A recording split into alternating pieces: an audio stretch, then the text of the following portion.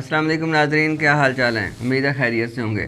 आज हम मकान कहानी के सिलसिले में दूसरी वीडियो लेकर हाजिर हुए हैं जी। पहली वीडियो में हमने ये देखा था कि एक्सकवेशन यानी खुदाई से लेकर डीपीसी तक कौन से पॉइंट देखने चाहिए, और आज की वीडियो में हम देखेंगे कि डीपीसी से लेकर स्लैब तक यानी लेंटर डालने तक, लिंटल तक कौन कौन से पॉइंट हमें मद्देनज़र रखने चाहिए। उसमें कोई 12-13 पॉइंट्स मेरे सामने आ रहे हैं, तो मैं आपसे डिस्कस करता हूँ जी। सबसे पहले हमने ईंट देखनी है जी कि ईंट किस तरह की होनी चाहिए। ईंट ज़बरदस्त एक साइज़ की होनी चाहिए। आपने अपने सप्लायर से कहना है कि ईंट जो भी लेनी है आपने एक साइज़ की, एक भट्टे से पहले ही इतनी बुकिंग कर लें कि बार बार मुख्तलिफ सांचों की ईंटें आपके पास नहीं आनी चाहिए। दूसरी चीज़ है ईंट की तराई फुल होनी चाहिए। ईंट की तराई तकरीबन 3 दिन पहले तक करनी चाहिए। 3 दिन तक तराई करते रहें और फिर ईंट को लगाना शुरू करें। और इसके लिए आपने चाहे विद मटेरियल कॉन्ट्रैक्ट दिया हुआ है, लेकिन जो चौकीदार है ना वो अपना आप खुद रखें और उसको तराई के हवाले से ज़बरदस्त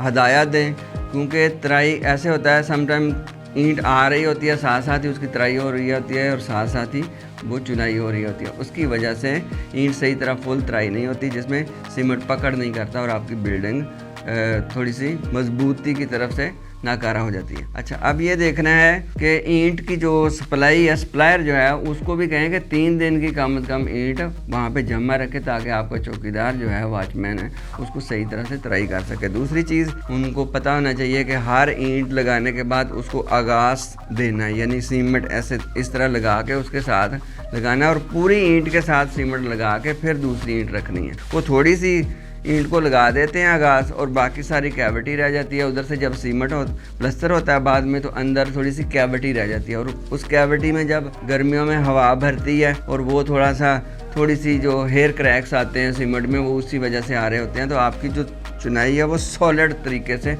पूरी फिल होनी चाहिए। उसको चपटी से भी चेक करना है, उसको सूतर और साल से यानी चपटी साल ज़रूर लगानी है, ताकि जितनी चुनाई अच्छी होगी उतना ही आपके बाद में एक्सपेंडिचर जो है, प्लस्तर अच्छा होगा, उसके ऊपर पेंट अच्छा होगा। तो चुनाई बहुत अहम किरदार अदा करती है कि उसके लिए आपके जो कारीगर हैं वो बेहतरीन होने चाहिए। उसके बाद आ जाता है जी विंडोज से लेवल। जहाँ जो विंडोज़ लगानी है पूरे घर में, मान लो एक कनाल का घर है तो उसमें जो विंडोज़ लगानी है उसका सिल लेवल यानी फिनिश फ्लोर लेवल से वो कितनी ऊपर रख के शुरू करना है। तो कमरों के लिए 6 इंच 2 रद्दे लगाएं, 6 इंच के बाद आप विंडो को छोड़ दें। अच्छा जी, फिर आ जाता है जी दरवाज़ों का साइज़। दरवाज़ों की विड्थ के हवाले से अगर हम बात करते हैं तो दरवाज़ों की विड्थ जो है वो कमरे के लिए 3.5 फुट होनी चाहिए, वाशरूम के लिए 2.5 फुट होनी चाहिए, किचन के लिए अगर ओपन किचन नहीं है तो 3 फुट होनी चाहिए। ये स्टैंडर्ड साइज़ है। और मेन जो आपका डबल डोर लगना है वो कम से कम 5 फुट का होना चाहिए और ज़्यादा से ज़्यादा आप 7 फुट का और 8 फुट का भी रख सकते हैं।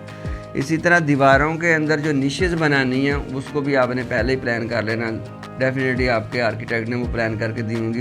ड्यूरिंग चुनाई यानी चुनाई के दौरान ही आपने वो निशेज़ डिज़ाइनिंग के लिए छोड़नी है, जिनके अंदर फिर हमने लाइटें भी लगानी हैं। जहाँ तक डोर टॉप लेवल की बात है कि डोर को कितना हाइट में रखना चाहिए, यानी 3.5 बाई कितना होना चाहिए। तो जो आम स्टैंडर्ड साइज़ चल रहा है बाज़ारी दरवाज़ों का वो 7 फुट होता है, लेकिन बड़े घरों में 7 फुट का दरवाज़ा बिल्कुल अच्छा नहीं लगता। हाइट के हवाले से आपने 8 फुट कम से कम 8.5 फुट और 9 फुट तक दरवाज़ा रखेंगे, क्योंकि यहाँ पे अब आपने सॉलिड दरवाजे लगाने हैं। तो जितना दरवाज़ा बड़ा होगा उतना ही अच्छा लगेगा। उसके बाद आ जाता है जी चुगाट कौन सी लगानी है, आपने लोहे की लगानी है या लकड़ी की लगानी है। लकड़ी की चुगाट थोड़ी महंगी पड़ती है आपको, लोहे की चुगाट सस्ती पड़ती है। लेकिन लोहे की चुगाट में मसला ये आ जाता है कि बाद में उसका लकड़ी के साथ कलर मैच करना, पॉलिश मैच करना वो थोड़ा मुश्किल काम होता है। तो अगर आप अच्छा प्रोजेक्ट करना चाहते हैं तो आपको लकड़ी की चुगाट ही लगानी चाहिए, जिससे पहले आपने पूरा प्लस्तर कर लेना है और उसके बाद उसके अंदर चुगाट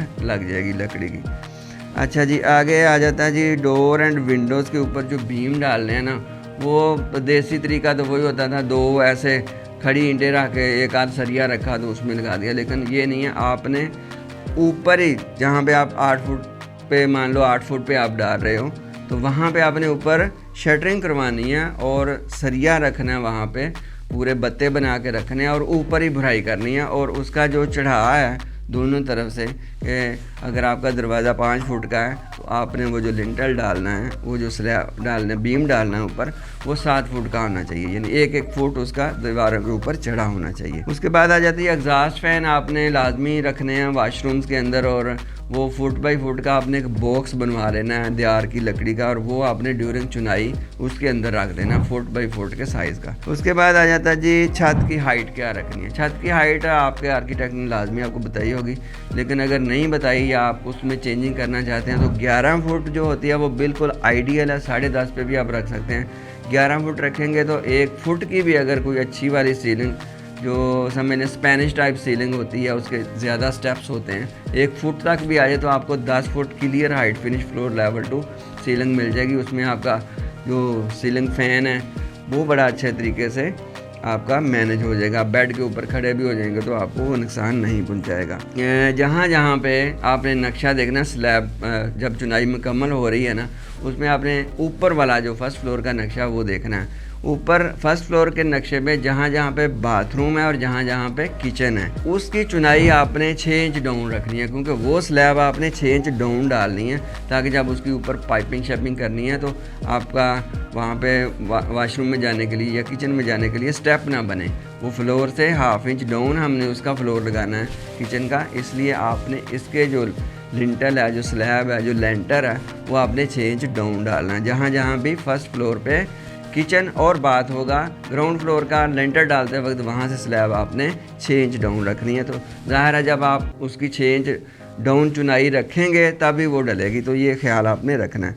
इसके अलावा फाइनली है जी 12 नंबर पॉइंट है जी, दीवारों का वाटर लेवल करना है। एक दफ़ा तो आपने जहाँ डीपीसी डाला वहाँ पे आपने लेवल कर लिया हुआ है। अब दूसरा आपने डोर लेवल पे जाके, अगर 7 फुट पे है या 8 फुट पे है, तो डोर लेवल पे आपने आपकी सारी बिल्डिंग एक लेवल पे होनी चाहिए। जब स्लैब से पहले यानी 11 फुट अगर आपने मुकम्मल कर लिया तो आपकी पूरी बिल्डिंग की सारी दीवारें 11 फुट पे वाटर लेवल पे होनी चाहिए। तो अच्छा, इसके अलावा एक चीज़ और है कि जो आपकी टॉप लेवल है दीवारों का, वही आपकी विंडोज़ का, जितनी भी घर में विंडोज़ लगानी है वही आपकी विंडोज़ का भी डोर लेवल है, क्योंकि वहाँ पे फिर पूरी एक सिमेट्री रहेगी। आप कर्टन वगैरह लगाएंगे तो वो दरवाज़ों के बराबर ही रहेंगे।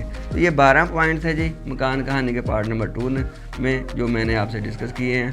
आप इनको ज़हन नशीन करें। अगर आपका मकान इस वक्त बन रहा है तो आप इसके मुताबिक अपने कॉन्ट्रैक्टर के ऊपर नज़र रखें।